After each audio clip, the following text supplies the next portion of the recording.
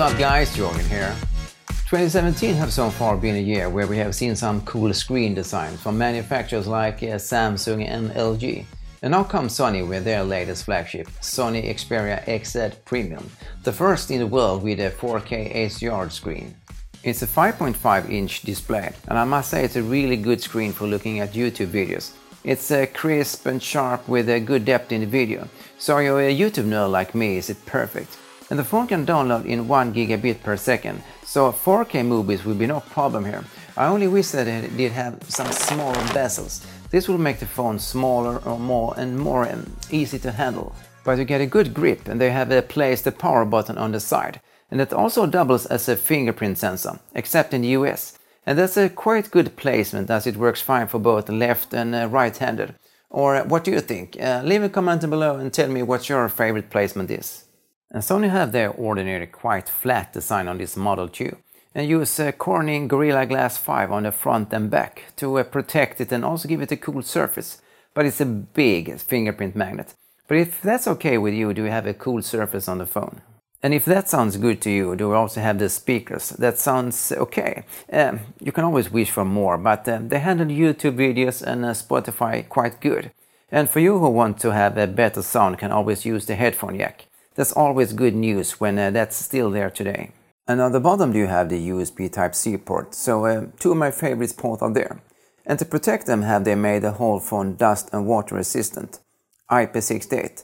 But they are missing wireless charging, but in most cases so is most of us just using the fast charging with the USB Type-C port. Yes, one of my favorites. So probably it's not a deal breaker here.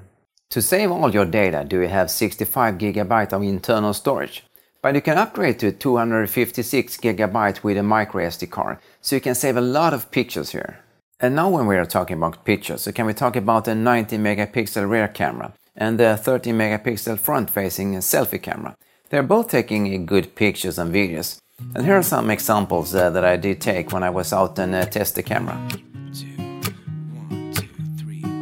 I've been feeling so small. Watch the clock ticking off the wall. But tonight I'm letting it go.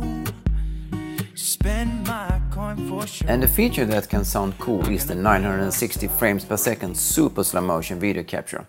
But it requires that you can press the button at the exact moment, as it only captures for a fraction of a second, 150 frames. So it's quite difficult to capture at the right moment. So at least the whole second would be to prefer here.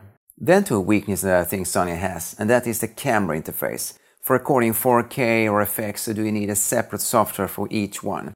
So that's not the best workflow, but overall does the camera work fast and take good pictures.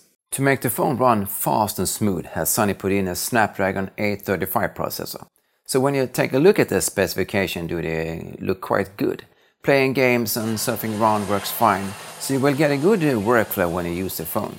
Powering all this is a 3230 mAh battery, and that's around average, so you will get a 1 day's average use from the phone. I think that Sony have made a really good flagship here that probably will give the other manufacturers some competition. And I think that's it, so thanks for watching and I hope to see you in the next one.